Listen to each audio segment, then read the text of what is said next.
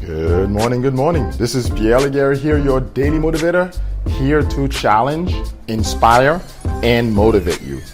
So today on episode 447, we're talking about waves of customers. Are they coming through your business because it's a museum?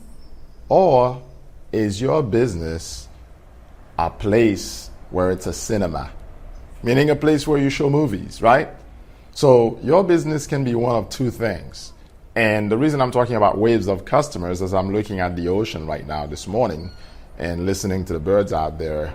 It's a beautiful sunrise and a few white clouds out there, and the ocean is practically clear. There's no boats passing by. I saw one earlier. But anyway, my point to you is waves of customers are going to come to you.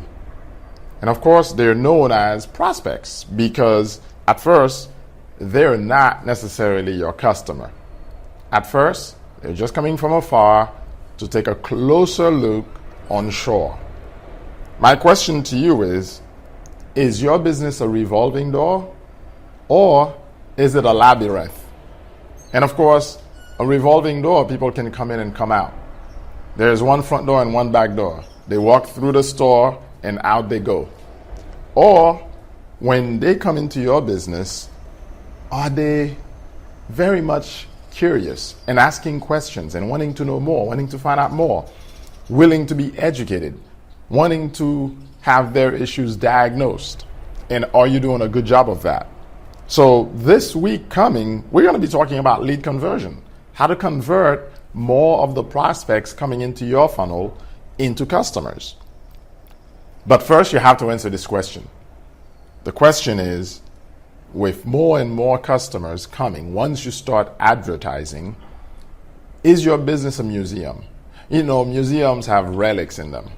Usually they've got one product, or they've got a slew of products, but they're relics. They're things of the past. Everybody wants to see them at least once. Are you making products that are basically past their time? And everybody comes close because they want to see, let's see what exactly he created. And then they come closer, they see it, and I'm like, okay, that's it.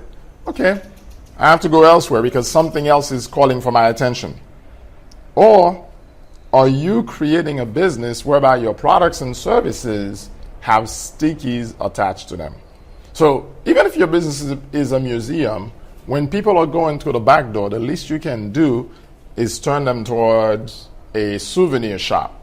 Think with me, in a museum that you've gone to visit, there's always a souvenir shop. And of course, the souvenir shop, that's where you do your last upsell. But that only increases your lifetime customer value by only so much, especially since everything in the souvenir shop is more like tchotchkes. I don't know if you've ever been to a Cracker Barrel, but I think they do a great job of putting all these tchotchkes in front of your kids before they actually go sit down. I think it's the best thing they could have done because they understood, look, people come here to eat.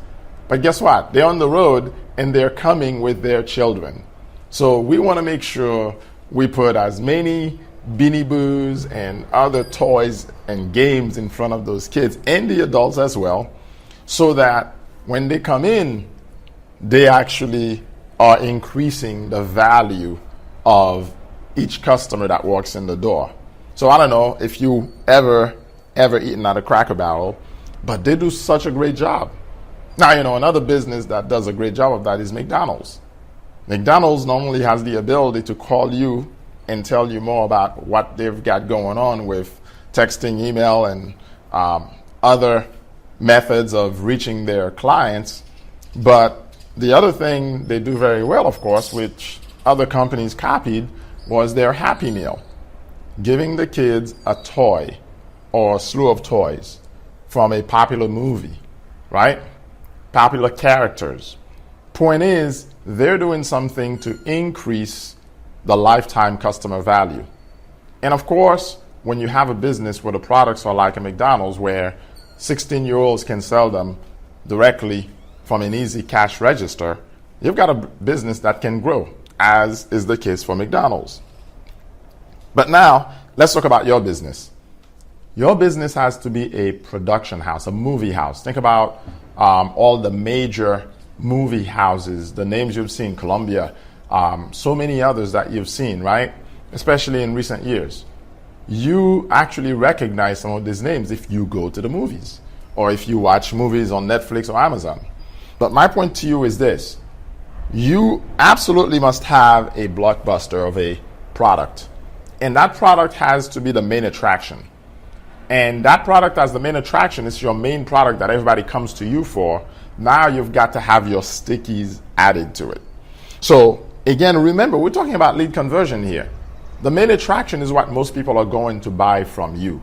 You are known for that kind of product or that kind of service. Let me help you out here.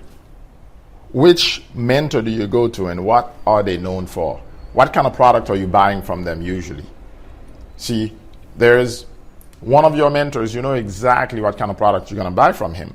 And he may have produced it himself. His product is so different from others in the market that you know if you want that kind of product, he's the only one you're going to go to. He's made it unique. So, number one, make sure your product is unique or your service is unique. So you have a true unique selling proposition. But beyond that, what I want you to think about is what kind of stickies are you going to add to that product to bring people on all sides to stick around?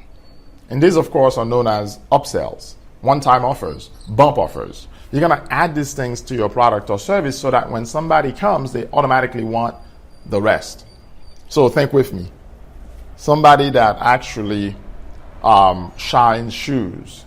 Well, the good ones, they will have other products for shoes that they will recommend at the end of the service that they've given you, right? Also, the same person may be an hauler. So you know when you want to take your shoes to get them fixed, the heels and all, you're going to go to that person, right? They may also sell laces for your shoes. Again, all these little things are stickies. That's a simple business.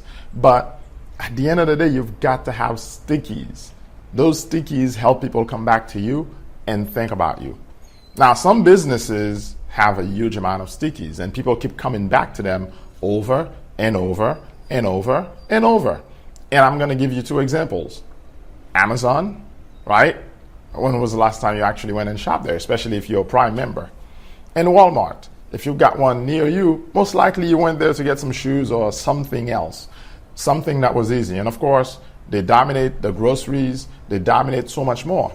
But again, even if your taste is not Walmart, hey, maybe you're going to Trader Joe's or Whole Foods or other types of stores that you know they have a slew of your products based on the industry, the market you're looking for. So again, maybe you're going to that Best Buy place because you want to get your electronics or another one. My point to you is this. You want to create products upon products, services upon services, so that people come for your flagship product or service. But beyond that, you've got all these stickies added in the mix. The real goal, and we'll discuss this in later episodes, is your average order value. Up front, when somebody comes to buy from you, think with me. When you went to McDonald's, if you ever ate there, the question was, will you have fries with that, sir or ma'am? And if you already chose fries, do you want to supersize it? What is all that doing? It's all in the upsell. It's all in the stickies. Oh, do you want a Happy Meal with that since you have a child with you? It's all in the stickies. Your business is to create more stickies so that it's not a museum full of relics that you only have one souvenir shop trying to get your average order value increased. Your business must be where you have multiple types of products that you can move people from one to the other. The customers I'm working with, the best ones, not only do they have multiple types of lead magnets, and by the way, if you miss the episode where I talked about the lead magnets, it's episode 445, go back and grab your copy of and hear really the 7 irresistible lead magnets. And beyond that, there is a giveaway that I have there for you about 31 different types of irresistible lead magnets. So grab your copy there on podcast 445. But Most important thing this week, we're going to go from lead generation into lead conversion. I invite you to follow me and to jump on board with me. And for those of you who'd be interested, again, in understanding which business is the most profitable one, let's make sure you grab your copy of the most profitable business model yet.